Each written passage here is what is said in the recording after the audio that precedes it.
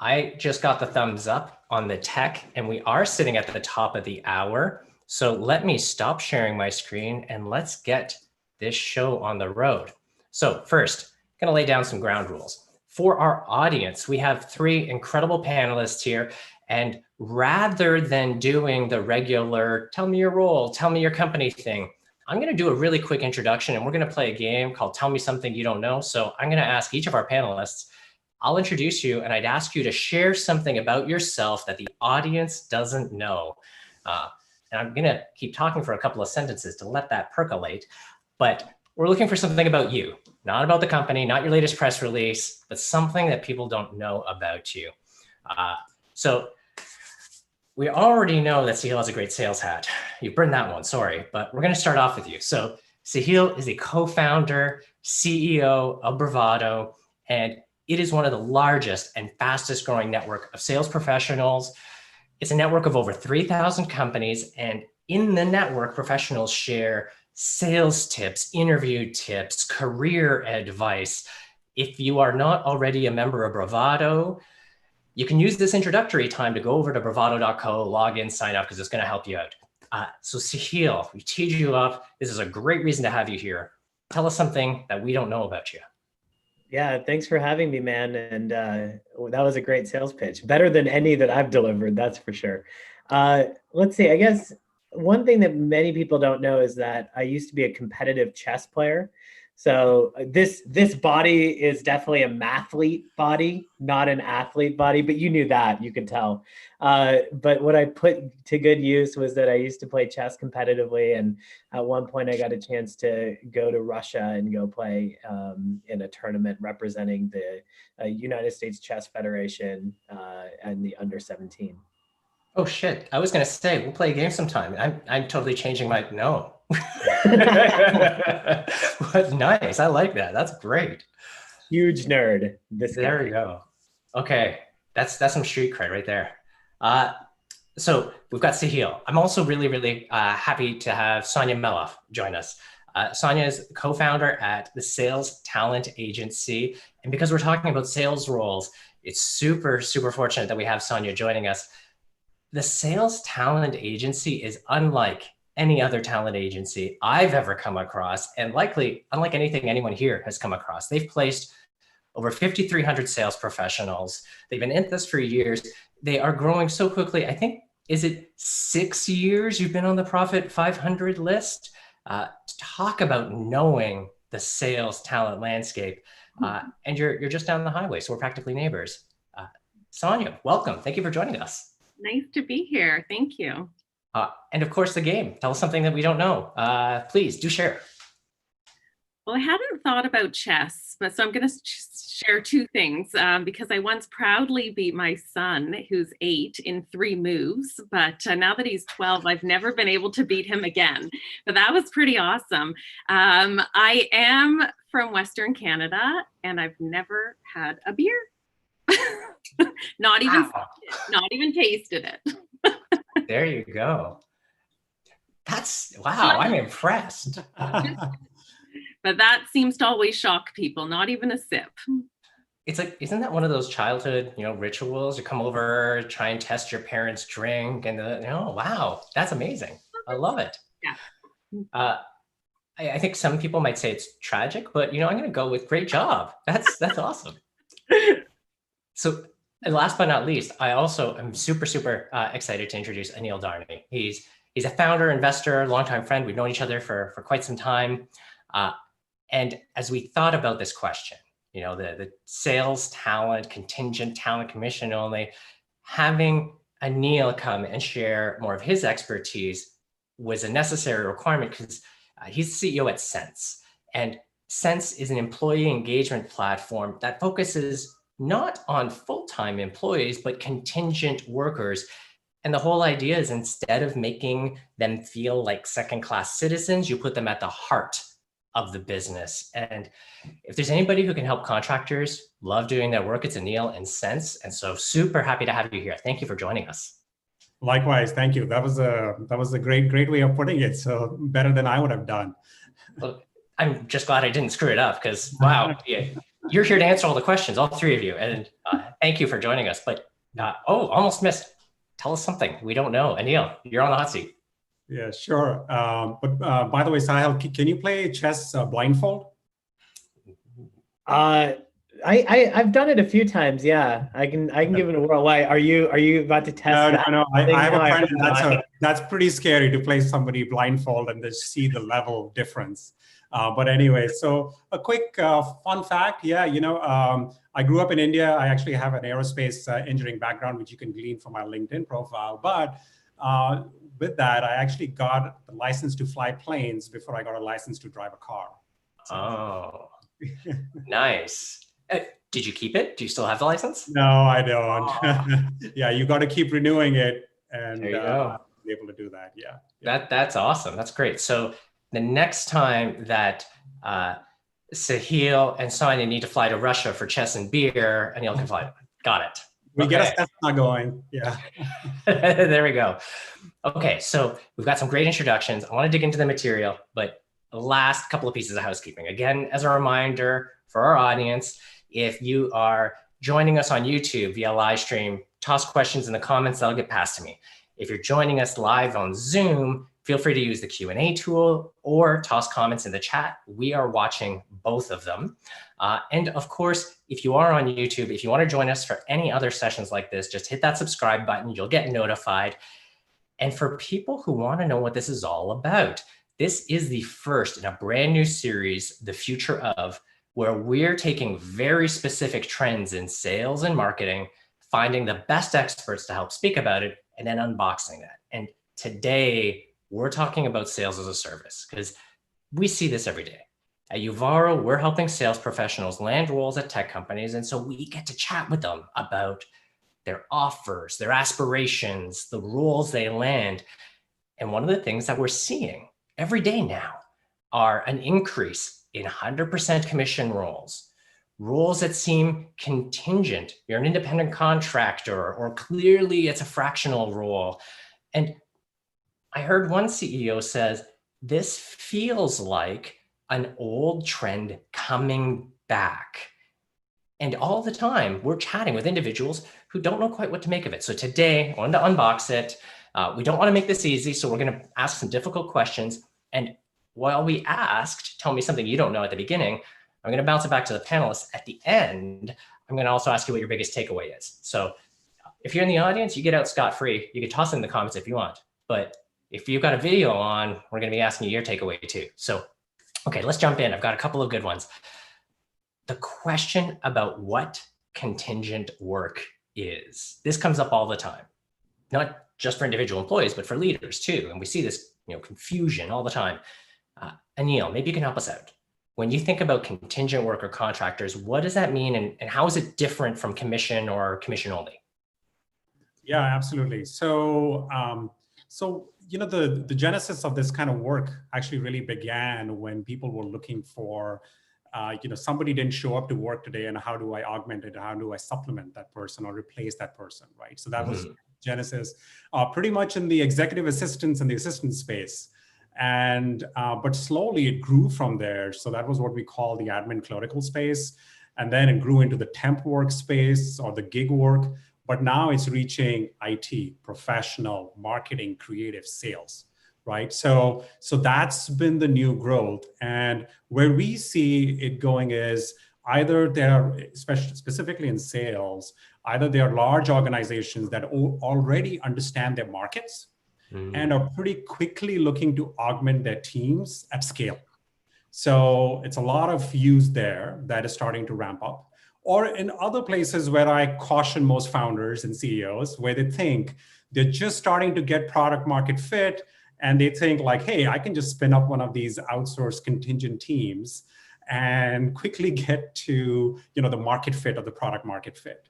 And those typically tend to be disasters. So we are starting to see that trend happen, but I would say like definitely more where the teams are more mature and they are looking to more augment those teams, but might not have the budget right away. So looking for contingent staff. So somebody to come for a stopgap solution, quickly learn and go through the enablement and onboarding and be able to start producing. But the expectation is that they produce fast or they are fired. So it's back to the staffing world where it's a very transactional role and very transactional relationship versus potentially somebody looking for a long-term career path or career goal. So I love the way you described it. And I'm going to come back to some of those details about the contracts that produce immediately or get fired. That sticks well. So let's put that on hold. I'm going to come back to that. I love how you've teed it up. Companies looking to grow, but not want to take on the risk. And you're right. That's a very company-centric view of it. But that doesn't speak about the other side of that marketplace. Maybe people are or aren't looking for those roles. Sonia, I'd love to hear your thoughts. You talk to sales reps all the time. Are they looking for roles like this? Has this come up? Or is this something that's just employer driven? Yeah, it's interesting. I would have to say, and I took this question to our recruitment team this morning because I wanted to get a sense, and actually, you know, they're speaking to hundreds of salespeople. And actually what I heard right now in the marketplace is that there's actually quite a bit. I mean, people are looking for more security, and they want, even the companies that they're joining, they're asking to see their balance books in some cases, how much money they have in the bank.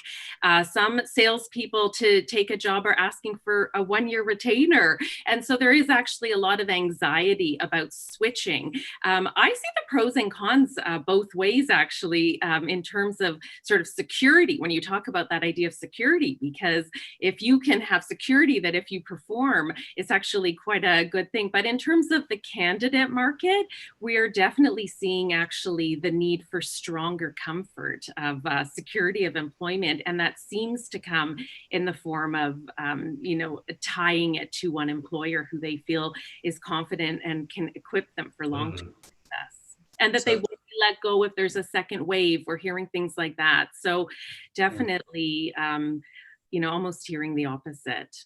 That's really interesting. I like how you teed that up. That sounds like two sides of a market moving away from each other. For many, that's a risk. For others, it's an opportunity. But let's do a quick sanity check. Sahil, we're going to need you to help us out. Clearly, we're setting the stage. You know, I've just asked, what do people think about it? You know, topic A. What do people think about topic A? But do people really care? You see all these conversations. Is the idea of 100% commission, contingent work, gig roles, is this coming up at all in your network? Do you see this conversation? Yeah, it's interesting.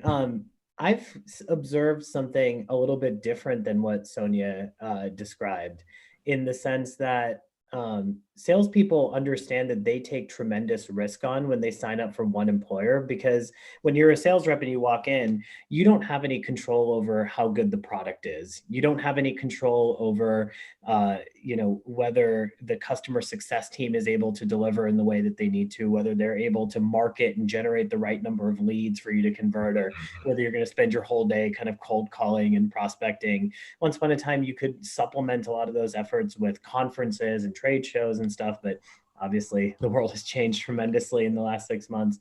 And so for a long time, sales reps have felt like they take on a unfair burden of the risk when they walk into a company, because you'll walk in and be told, oh, this is an amazing product and we have so much demand for it and it's going to be great. You're going to come in and everyone's blowing out their number. And then you walk in and you realize, well, wait a minute, actually, that's not the case at all. You know, this product is not that great and we have better funded competitors. And so sales reps, you know, have started to wake up to the fact that at the end of the day, they're being held accountable to a quota, to a number that may not be realistic. And so one of the things that we've seen on the Bravado network is a push from sales reps who would rather be in control of their career, who would rather be an independent agent, work for themselves, be an entrepreneur, and take their relationships and their network and find a way to monetize that network across a variety of companies. You know, in some instances, we've seen reps who are, becoming category experts, if you will. So rather than working at HubSpot or working at Marketo or working at Eloqua, they would rather work for themselves and say, hey, I will take whichever is the right product to my clients and be effectively a one-person reseller, if you will, independent agent. And so we're seeing that conversation take place. Look, I think COVID really woke the sales profession up to the fact that the illusion of, if you hit your number, then you're going to be fine, doesn't really exist, because companies made massive layoffs in sales. LinkedIn most recently, laid off 1,000 salespeople from their team. Microsoft stock has never been higher. So companies are doing well. We've seen examples of companies that have raised hundreds of millions of dollars in funding and at the same time lay off 30-40% of their sales staff. And so there's a lot of discontent in the world of sales about how sales professionals are treated as commodities. And I think that has opened their eyes to the fact that they need to have more control over their career, and something that we're seeing as a rising trend in the Bravado network. So I love that sense of control and your comment about being an independent contractor. And I'm going to come back to that one, but you said something earlier that I don't want to let go first. You talked about how people make these commitments to reps. The product's great, you can have all this demand, and they come in and no one's hitting their quota. And that could be, that could be happy eyes, happy ears, that could be deliberate, misleading, could be any number of things. But if you were speaking to a tech CEO, somebody who's got a fast growing product, they're selling in a space that's moving, a CEO had like, hey, Anil, we've got one here. How would you tell him he should be structuring his comp and his roles? What should he be doing to be honest and clear and authentic to those candidates? Yeah, I mean, I think that the world of, being transparent around what the actual performance of the team looks like, quarter over quarter should be there. Transparency of pulling up Salesforce reports and just saying, hey, here's how we achieved last quarter. I think one of the things you'll find is companies will aggregate performance and they'll say, 108% to goal, but then you double click and you realize, well, 3 reps closed these 3 monster deals that let them hit quota, but the other 10 reps were all kind of at 80% or below. And to try and understand whether it's that you have outlier performance that's being highlighted. Every company has the legend of some sales rep that hit 350% of quota and walked away with $500,000 on a single contract. And, there's a lot of that sort of noise that enters the marketplace. Everyone loves to talk about uncapped commissions and, in sales, you earn what you kill and whatnot. And I think that there's a realization that some of this is fallacy and some of this is just, I don't want to say it's bad intention, but I think it's just like the world of sales where people are told like big numbers, go after and get it, and hoo-ha, and it's been kind of that sort of culture. And now sales is becoming a lot more technical. It's becoming a lot more product driven. It's becoming a lot more consultative. And, the advent of things like G2 Crowd and Capterra and Trust Radius have brought incredible transparency into software purchasing. And so now a sales professional is far more reliant on the product being great and the marketing of the company being great in order to achieve their goals. It's not enough to just be really slick talking, relationship driven. I think that the role of sales has changed. And so to folks like Anil, I would say, treat your sales reps the way you treat your engineers. The days of hire 4, fire 2, and the days of, kind of this like commoditized world of sales are over. And I think it's time for sales professionals internally to be treated as a long-term investment when you make that commitment, or go the other way and give the sales professional the control of their career and let them sell whichever product they think is right to their customer. That's great advice. And it was that was perhaps an unfair position, because I know Anil's head of sales operations and consulting, and they're all treated really well and they're super exciting. So I knew this was a safe one to poke at. So thanks for bearing with that, Anil. That idea of being transparent and opening, kind of open kimono, share the data. Sonia, you see interviews all the time. Do you see that ever? Is this a thing? Oh yeah, I totally agree. I would encourage every company just to be transparent with how the sales team has performed, what the goals are, what the challenges are, have them meet with other reps on the team. For sure, I would be transparent with that. I would also be transparent with the salary and the earning and how people have earned. And to get to that, back to the question, if I can, just about, how would you structure when we talk about transparency of compensation?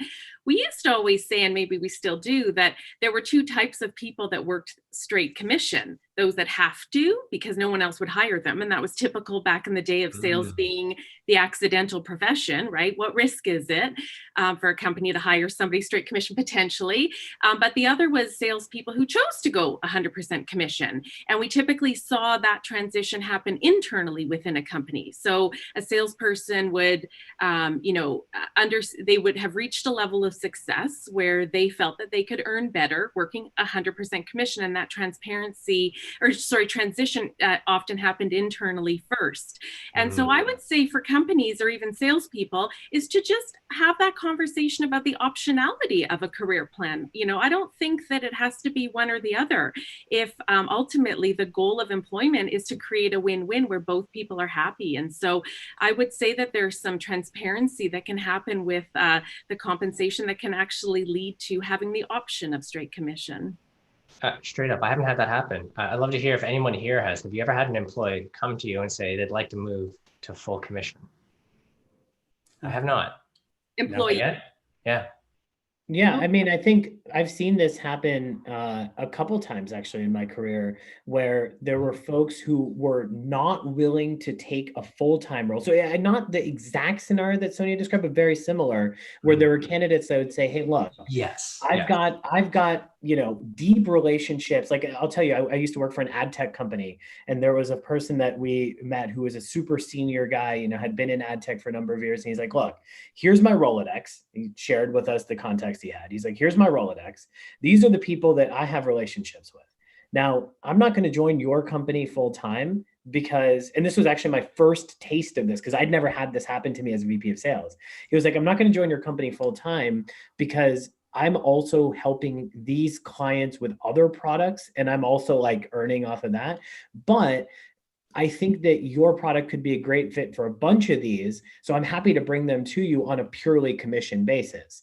And so for us, it was like a great win as an organization because these were accounts that we were looking to break into. And this person already had the network, already had the relationship. So it was a much faster sales process. At the same time, we didn't have the overhead of someone, that we needed to now force into the world of like cold prospecting and doing the other activities. Like this person was basically a specialist for us on these very targeted accounts that he already had relationships with, closed over $1 million in revenue over the course of 12 months, paid him $250,000. So he walked away with like 250 grand because we paid him 25% commission on every dollar that he brought in because there was no salary, there was no risk.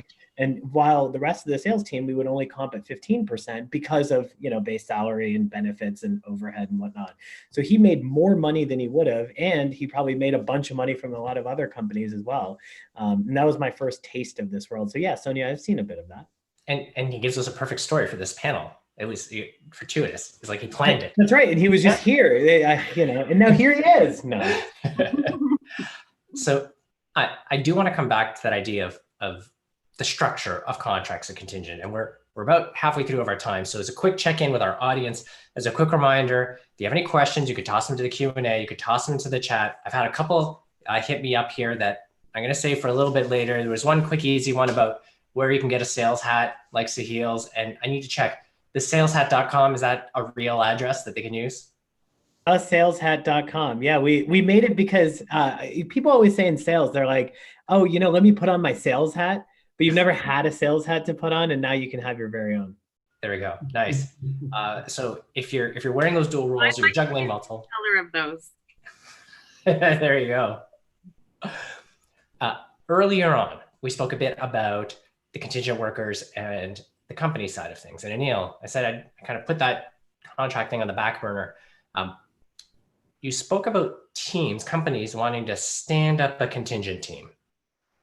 How does that work? Would you typically see them just say, hey, I'm going to post a Craigslist ad for contingent workers? Would they go to an Adecco? What's that normally look like? Yeah. So you could go directly to staffing or recruiting firm, and hopefully ones that specialize in sales hiring. But it also depends on what kind of role you're looking for. So the places where we are seeing the more rapid growth in outsourcing is either you're looking to outsource your lead development or your pipeline development, right? Or you're looking to outsource your SDR or BDR teams. You might also need a global team. I sell globally, and I need those teams to be based, they need to work EU hours, they need to work Asia Pac hours, they need to work US hours, right? So you literally might have teams that are in 3 different shifts that work to service your prospects across the globe. Where we are seeing less of that push is actually on the sales rep front. So the conversation that you're having is super interesting, but to me, I don't really see a difference between, how this is different for a tenured sales rep that is super good at what they do, or they're vertical experts, and they can immediately change the traction for a company. I don't see that being any different than trying to hire this amazing engineer that has expertise in machine learning or artificial intelligence that refuses to join a full-time gig because they know their value is just so much more. But I think in this conversation, we should be focused around 80 to 90% of the talent that's out there that can't demand that kind of constraints or restraints on the company. So to me, it's more important to figure out what are we doing for the 80% or 90% of talent that is not in that position. So a great example is when we interview AEs, some very, very few sales reps, and typically the tenured people, that'll ask these types of transparency questions. Show me your bookings, show me AE rep performance, open up SFDC, whatever that might be. We don't see any of that when we're talking to a rep that's 2 years into the business, maybe got laid off, maybe got fired. They dare not ask. They will take whatever you give them, right? So obviously we try and change that game. We try to be as transparent. We want them to know what they're getting into before they join the company, because we would hate for it to fail for both sides, right? So I kind of hit both sides. Hopefully I answered your question. I agree with your idea of focusing on that 80 to 90. And I want to move us there. So first a question about more of that 10, 20, and then let's shift in for that kind of crack sales rep. They know the space. Maybe they're like a Marketo and Eloqua expert, and they're going to sell whatever solution's right. Celia gave a great example earlier. Tarun had a great question in the chat there about how does that work out? Because if you're an independent rep, if you go and you sell the client solution A this year, then next year you go and you pitch him solution B, because you're on the flip side. Are you really just rotating those clients? Like, how does that work? How would you prevent that from happening? And I'll open that up to the group if anybody wants to grab that one. Yeah, I'm happy to take a first stab at it. And Tarun, I think it's a great question. That is under the current, so I think your question is framed from the auspice of the way that sales is done today, in which a company hires basically a paid shill, right? Like the job of a salesperson is you walk in, and let's say that you get hired by Marketo, since you use Marketo as an example, Joe. You get hired by Marketo, and your job is to tell every single person that they should buy Marketo, because that's your job, right? That's what you're paid to do. Yeah. Sure, you do a needs analysis, and sure you do discovery, and sure you try to only sell to your ideal customer profile. But it turns out most of the time, anyone with a pulse that's willing to sign a DocuSign with a contract is your ideal customer profile, and that's one of the reasons why sales gets the reputation it does of being the slick talking, fast talking, like do whatever they can to get a signed contract, meme that we see around sales. And look, I think that in an independent sales agent world, your loyalty is to the customer and the customer's incentives. And so if you have a finite number of relationships, and let's say that it's like 50 clients that you have strong relationships with, you go in and pitch them that Marketo is awesome, and then the next year you go in and pitch them Eloqua, they're gonna be like, wait, why? Like, what is happening here? You know, they're not gonna trust you any further. And this is the world that makes much more sense to me in the future of sales, where the sales rep is held accountable not by the company, because the company is holding them accountable to a number, and that number is how many people can you get to say yes to Marketo. And instead, a world where the sales rep is accountable to the customer outcome, which is to say that if they go into a client and they say, hey, I know you've been using HubSpot, it's time for you to upgrade, it's time for you to get an enterprise solution. I've repped Pardot, I've repped Marketo, I have friends at Eloqua. Let me take a look at your tech stack. Let me understand your needs. Let me take a look, meet your team. Based off of that, based off your budget, your requirements, I would recommend that you use this product. Now, at that point, you're putting your reputation on the line that this is the right solution in the market. You don't do that when you're a sales rep for a company, because the customer knows that the Marketo rep is going to suggest Marketo and the Eloqua rep is going to suggest Eloqua. And so who is actually deciding what is the right tool? It's just the customer having to pick amongst the sales pitch. And we feel like this world where sales professionals become, we call them trusted advisors, we call them, you know, consultants, we have all these terms in sales we use. To truly get there, the sales rep needs to have a choice of which product they will recommend to the customer. And LinkedIn, I'll end on this point and kick it back to the group, but LinkedIn today released their State of Sales 2020 report. I'm not sure if anyone saw that, but you know, friends of mine, Garner and Judy, work on it over there. And the entire report is about trust in sales. The entire report this year led with trust in sales, and how the number one quality that customers demand from the sales reps that they work with is that they can trust them. And yet only 40% of buyers trust salespeople.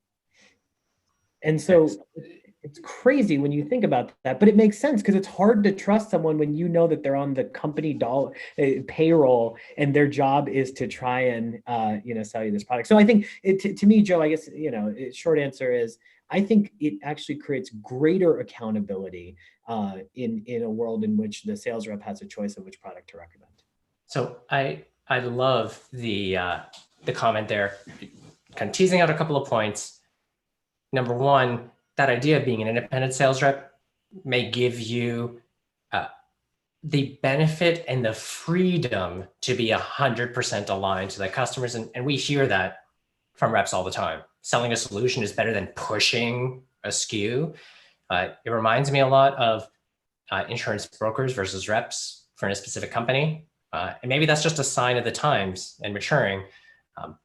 But I love those numbers. The comment about 40% of customers don't trust reps. And we've already talked about how maybe it's only 10, 20% of reps who are strong enough and experienced enough to be that independent. So moving back towards that 80-20, what about people who are experienced as a rep and they want to become an independent contractor? You know, they want to be that independent rep, repping multiple products. How do they do that? Have you seen somebody make that leap? Does it work? And Sahil, you've answered great. So I'm going to ask you to give Sonia and Anil a chance. And I don't know if either of you wants to jump in on that, but I'm sure both of you have got a call on this one. Well, I haven't, you know, sort of, I can only imagine, you know, what I would do if I thought, hey, you know what, I have an expertise in X, so I'm going to see, I think I can, to Sunil's point, be of more value to my customers by being able to provide, you know, a full overview of the industry options for them. So I think that you know, how does the sales rep do it? Again, I'm only speaking of how I would probably approach that, which would be to pick the products I want to rep, give the CEOs or whoever, the VPs, the channel leaders, a call and propose it. At that point, you're selling yourself, right? You're selling yourself as an independent rep. And so I think companies are always looking for opportunities, how they can increase their customer base.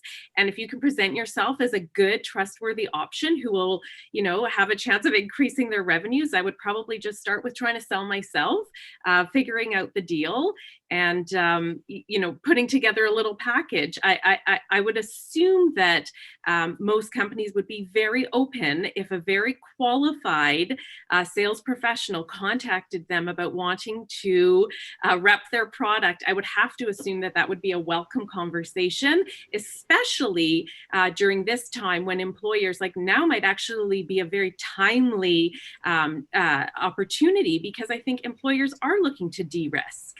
And, you know, at the same time, revenue, right? So I think if there are sales reps out there that think they could be very successful independently, the number one quality that people are hiring for right now is self-sufficiency.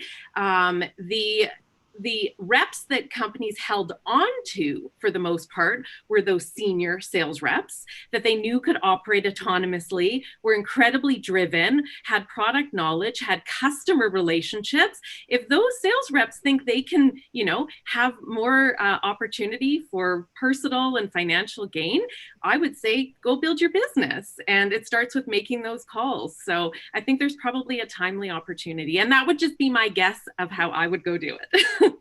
Anil, have you seen segments of a workforce or people moving between that full-time and kind of gig contingent role? Yeah, again, the people I think that are early in their careers or mid in their careers, I find it very hard. I haven't seen too many examples of that. Okay. This only happens at the more senior level.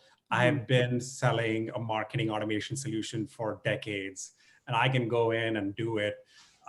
There are people that are looking to help other sales companies, basically consultants, right? So consultants, and actually, contrary to what Sahil said, I would say like they are potentially people who actually don't like to be paid on revenue attainment anymore.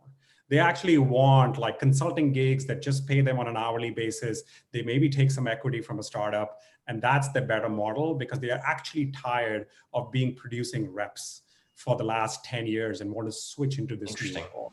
So I would say, so I mean, I'm sure we can find like people who still love all the hunting that they can do because they see themselves less as running the entire deal and getting to millions of dollars in quota. They see themselves as making the connections and being an advisor to both sides where you're paid on an hourly basis or whatever, but definitely not paid on commission. So I think that's the world where I see you've been at this for 15 years, 10 years, you want to release that pressure, you want to have more predictability in your income going forward, and then you make potentially that switch. Okay, so I want to, at the risk of driving kind of a wedge in a crack here, I've heard two comments that feel similar in wording, but materially different. Anil, I loved how you characterized it. I see the reps who've been maybe selling CRM for a decade doing this. That sounds like deep vendor solution experience. But on the flip side, Sahil, I really loved your comment about being a trusted advisor to those customers, which to me would sound like not selling CRM, but maybe I've been selling to auto dealers for a decade. I know this market really well. Are these the same? Are they different? What's actually more important? And I ask because we have a couple of questions here from people saying, where do I aim my career? And would love to hear, you know, their takes on this.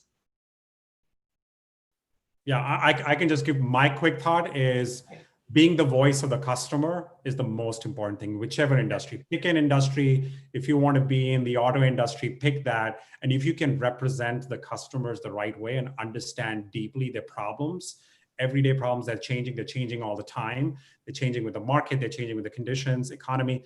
So if you can be that, and then you go into solutions that exist and then help make that connection, I think that's the way to go versus coming from already a pre-existing bias. Like I'm a Marketo expert and I'll push Marketo to, 200 relationships that I have. It's probably not the right way to go if you think about your career, but that's my 2 cents. Yeah, I would echo. I actually think I agree exactly with what Anil said, which is the future of sales has been, I think we've seen a dramatic acceleration toward the world in which a salesperson's incentive structure should be really closely tied with customer outcomes and should be really, really tightly woven with their expertise in being able to make recommendations to their clients. And today's sales compensation world just doesn't have that. I'll give you an example. Let me just pose a hypothetical. So, you know, it comes from a real story, but I'm really humored by it. So a friend of mine is this guy named Corporate Bro. I think many of you may have seen his content on LinkedIn and stuff. He's this funny guy, and he used to be a sales rep at Oracle. So that's where he got his start. So he was at Oracle, and when he was at Oracle, early in his career, he got on the phone with a customer and a prospect, I should say, and it was very clear that this prospect was just not a good fit. So Corp basically told him, he was like, "Hey, you know, you're not a good fit for what we do. I think that you could be much better off if you use one of these other products because like you don't need Oracle. You know, like you're just not there." And his manager chewed him out, and his manager was like, "What do you mean he's not a fit? Everyone's a fit." And turned it in, like he got in trouble at his company for doing this, you know. And so I think many times and again, having worked on a sales floor for my entire career prior to founding Bravado, I've seen many examples of this, right? In so many different ways. And none of them sinister. People aren't evil here. It's just the culture of sales. Like, you know, close everyone. I can close every deal. Like your pride over your ability to do that. So I've got here's my question. How do you build a world in which a salesperson gets paid to tell you, no, you shouldn't buy this product? Because I think that is the only way you'll ever be able to build trust in sales. If the salesperson cannot get compensated for saying, no, this product is not a good fit for you, no one will ever trust you. Plain and simple. I love that. Keeping a quick eye on timing, we've got a few minutes left. I want to make sure that we're not just focusing on only the customers, but also on the reps. We've got an audience of some sales leaders who can learn from this, but also some individual contributors. I've heard, a general comment that contingent commission only is not bad. It's an individual choice. However, some very strong comments that misrepresenting things as a company is a recipe for disaster and issues. I see a lot of nodding heads. So really quickly, I'd love each of you, if you could share one thing you see companies do wrong when they're bringing up sales, roles, compensation, and strategy. Sonia, you see these all the day, every single day. So maybe you could start us off. I actually have to say that I have a different experience with the sales culture a little bit, Sahil, and maybe because I don't know. I think that companies have always, in our experience, and definitely the companies, you say, reps should be paid to say no. And I think that, for us, for example, we choose to work with employers that we know will give a very positive experience for salespeople. And I think obviously, sales is one of those professions that continues to professionalize. And most managers have learned on the go. Everyone gets their first manager role, having been the best rep and saying, now I want to be a manager. So for sure, mistakes happen. And there's been, dongs and culture and some fun movies. But I think for the most part, there's been, a culture of transparency and positivity and meritocracy. And so I think there's so much positive around sales. So I would say, the only thing, what are companies doing wrong, to Sahil's earlier point, maybe misrepresenting. I think that sales reps should, there's a lot of qualifying. Nobody wants to have a quick sale and be done and then leave the customer, have a customer not feel that they were sold the right solution. I think that people are looking to connect for business relationships for the long term. We talk now a lot about value selling. That's the new trend, relationship selling. And so I think that the one thing that employers could do a little bit better when hiring salespeople is really just, obviously ensuring that the understanding of what the role is transparent, what the expectations are, and really looking for those people that are resilient, because it's not easy. It's one of those things I say, it sounds simple, but it's not easy. And, everyone thinks it's simple to be a salesperson, but it really isn't easy. And I think that, some greater transparency in terms of what it takes to be successful will lead to probably better outcomes. And at the same time, I think one of the other challenges with sales teams right now is that there is this culture of, and maybe one of the mistakes in the culture of sales is that as soon as a sales rep gets hired, the immediate question is, what's my next job? What's my next job? When's my next promotion? When's my next promotion? And there's like this energy that you can't take time to become an expert. And ultimately, that is the goal of a salesperson, is to be an expert, to be able to consult with your clients. And I think that sometimes we're pushing salespeople to think it's all about the next position, next position, next position, before just slowing it down a little. And it takes time to be an expert. And on that note, even, we talk about the outsourced sales companies right now. Most of those companies specialize in the top of the funnel, the researching, the prospecting, the appointment setting. That in of itself is an area of expertise that takes time. And, in sales, we're bringing people in and expecting them to be full salespeople so quickly and not giving them enough time to become experts at every step of the way. And so I would say, maybe just slowing down the expectations of where salespeople should be going and how fast they should be getting there might help everybody calm down a little bit. I love that. That's directly in contravention to that point about produce or get fired. Right. That quote from earlier.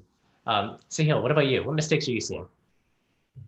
I think the days of celebrating the end of the sales process with a signed contract need to end, right? So right now, sales is basically responsible for getting the customer through the finish line. And then we have specialization, right? We have an implementation manager, we have a customer success manager, we have an account manager, and sales takes a back seat once the customer is brought on board. And I understand why companies have done this. I understand why we got SDRs. I understand why we got CSMs, and it's all, everyone loves specialization. But I think specialization comes with a price, and it's a price that we haven't thought through well, which is that if you know as a sales rep that you're on the hook for ensuring that that customer is successful with the product that you've sold them, you're going to treat your sales process very differently. I think incorporating things like product usage metrics, customer surveys or KPIs or NPS scores, or renewal rates into a sales comp plan would dramatically better the behavior of sales. There's some great meaty things there for people to consider as they're looking at roles. I know we're already a little over time, but Anil, would love to hear your quick take on this too. What are the big mistakes you see as groups are staffing up their teams? I'll keep it short. So one is, I think in the BDR, SDR world is the path to promotions. So going back to Sonia's point, just over promising. So a lot of rookie CEOs, people like us, continue making that mistake where, attrition is a big problem. So try and force fit a path to promotions too quickly, too fast. And with millennials and Gen Zers being over 50% of our talent pool now, it's like they're seeking very quick wins. And if you're not able to deliver the quick wins, they're out. So managing that expectation and showing actually a real path versus one that is just scripted is one. Second is actually not showing the product and not actually running the AE teams or somebody who's looking, a candidate even, like, hey, here's what the product does. Do you think you're going to be comfortable selling something this complex? And what I see in places where the product is actually, and nowadays, no code products, extremely technical products, very hard to actually sell, and you really need a kind of some kind of skill set that will make you really competent and excel at that.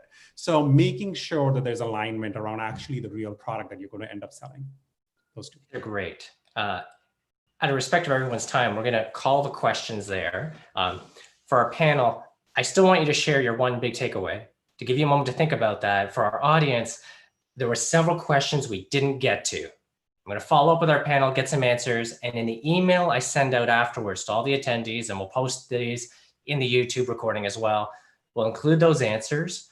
We're also going to include a follow-up poll because I think there were some open questions here and want to hear what the audience thinks about that. So watch for the follow-up email, both for the unanswered questions and the follow-up poll. I took away a couple of big things. The idea of recruiting, transparency being really important. Sonia, thank you for the clarity on that, interviewing with other reps and the details. Doubling down on that, Sahil, your comment about opening up the Salesforce reports, showing individual reps, not aggregate. I love that. And then Anil, your comment about being a customer expert is number one. I was firing down some notes and all of those are highlighted and bolded, so thank you. Let's go off in the same order that we did the intros with. Sahil, what was your big takeaway? Yeah, look, I think that at the beginning, we discussed whether the future of sales as a service and what does that look like. And Neil brought forth the point that for a company, there's tremendous incentive to do that. Sonia said, hey, maybe people are looking for more security. I think the takeaway is that the world of sales has hit a really unique inflection point right now. And because of the layoffs that have affected sales, there's an opportunity to rethink the role and maybe clear up some of the things that we've always wanted to clear up and redefine the role. But there's a lot more open questions of like, how do I even get started on this that exist? And I think support systems, communities, and networks are going to become so critical. I love obviously what you guys do at Uvaro. I think it's amazing to try and create a professional path for sales, but more of that, more professionalism, more training, more places where you can experiment with new roles. Because there's like this old adage, like, no one ever got fired for buying IBM. It's like no one ever got fired for setting up a comp plan with, big accelerators and big clawbacks and this and that. Like, because, that's just the thing to do. Even if it isn't the right thing to do, it's the thing to do. And I would love to see a world in which we challenge some of our assumptions and try to build a better future for sales. I love that. Yeah, those are great. Keeping that circle going, Sonia. Big takeaways from today's conversation. I thought it was a great conversation. Thank you. I really liked Sahil's point about remembering or thinking about how sales, we shouldn't celebrate the signing of the contract. And, there are, one of the big roles, as we've seen, lots of hiring happening, especially in the technology world, is the role of customer success as sort of the post-sales individual. But not every company is lucky to have customer success where the salesperson doesn't have to think about after the sale. It's taken care of for them. But, if we can remember that as a salesperson, you do have a responsibility to ensure that your customer is satisfied, is receiving good value in return from what was sold to them, that salespeople can take more of a responsibility to do some continuous check-ins and really build that relationship. And if there are problems, that they're identified before the call for a renewal has to happen. So I thought that was a really good reminder not to celebrate just when the signing of the deal happens. Nice. Great observation. Anil, last word's yours. Yeah, thanks. So my biggest takeaway actually was more from the talent side, and thanks to the panelists because it was from them, which is, right now, maybe it is only 10% of sales reps can command that kind of security for their career. How do we flip that? As part of being in this community, helping salespeople, how do we flip that maybe 5 years, 10 years down the line, where 80% of people can feel this secure, where they can go out and tell a company, hey, I do what's best for my customers, my expertise, my vertical, and you leverage me for your needs. And that's how we work together. So I think really flipping those percentages is where my interest lies. And that's my biggest takeaway.